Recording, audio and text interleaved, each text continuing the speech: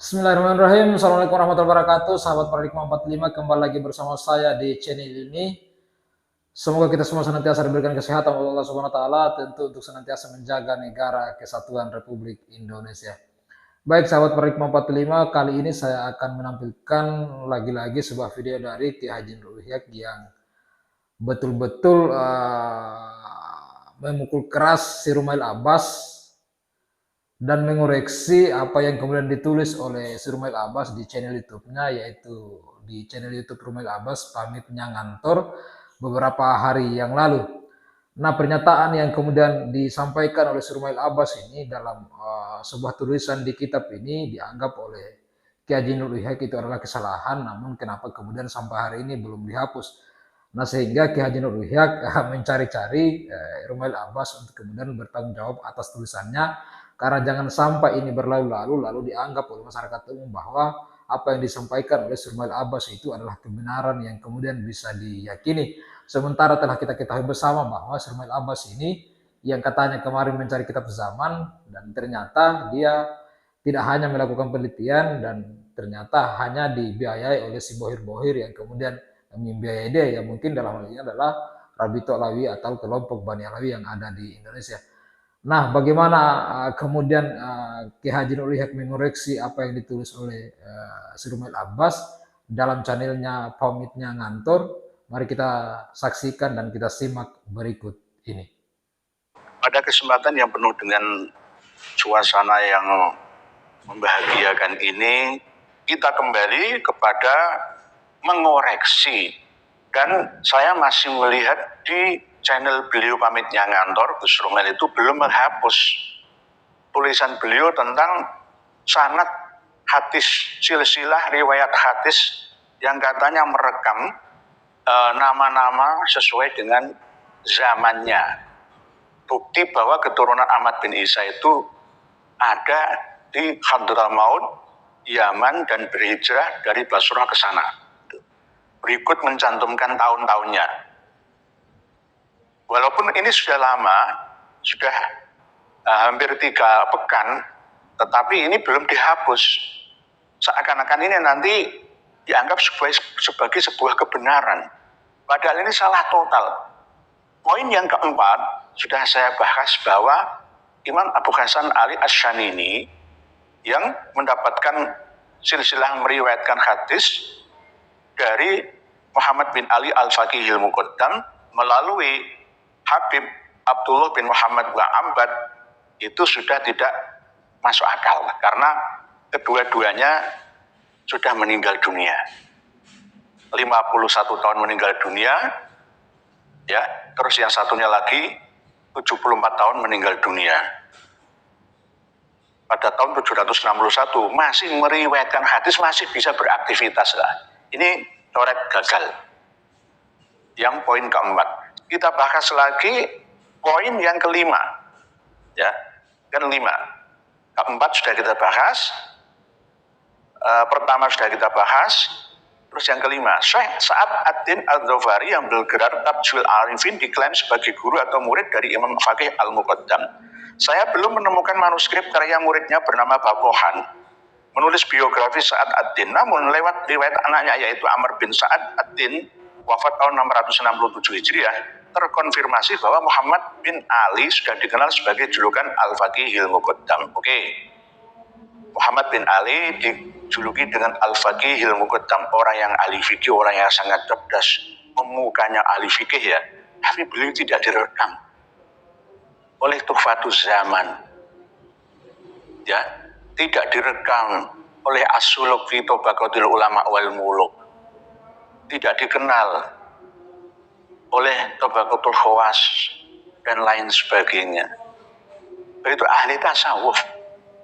Muhammad Ali itu terkenal dengan sufi, ahli tasawuf, dan tidak banyak orang yang mengenal sebenarnya. Beliau wafat pada tahun 663 Hijriah.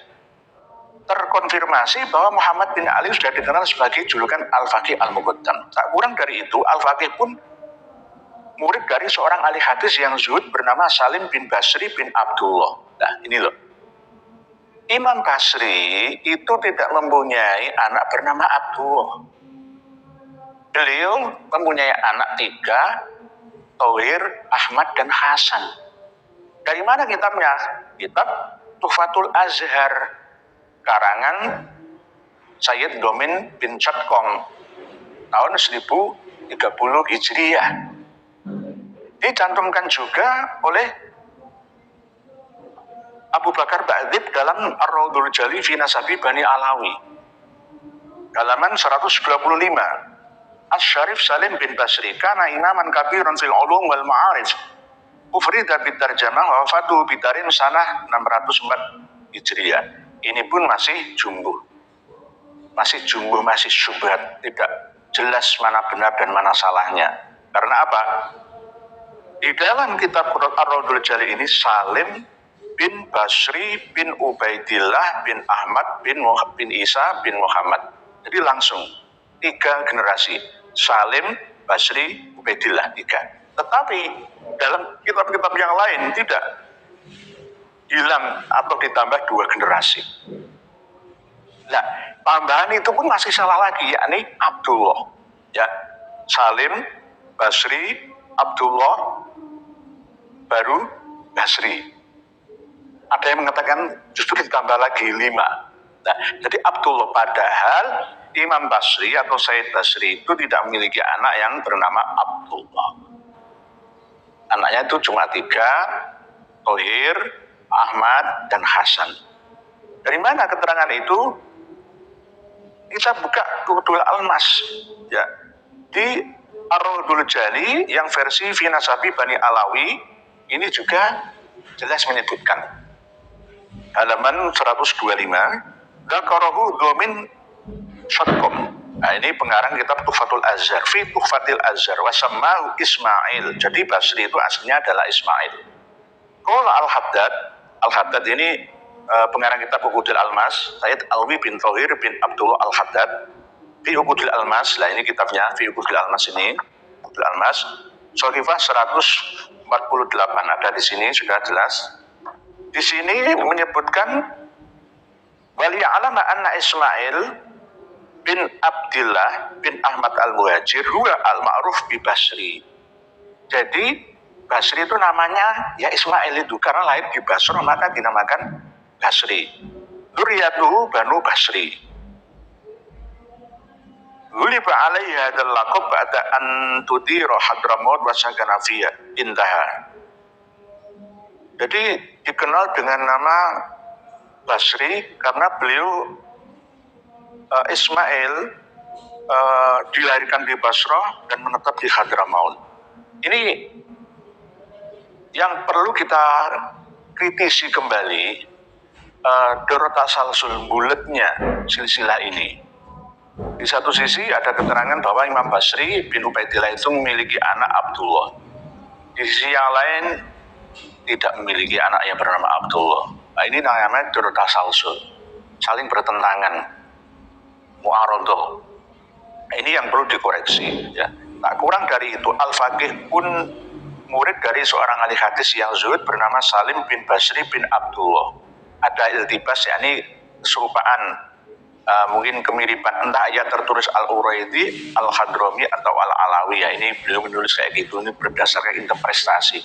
Namun saya tulis karena penting. Meskipun belum ada bukti material, ia bernama Ismail. Nah, ini diakui Abdullah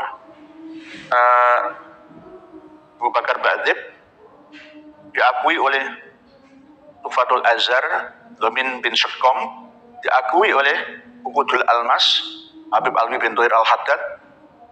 Kok tidak ada bukti materi dari mana? Bagaimana?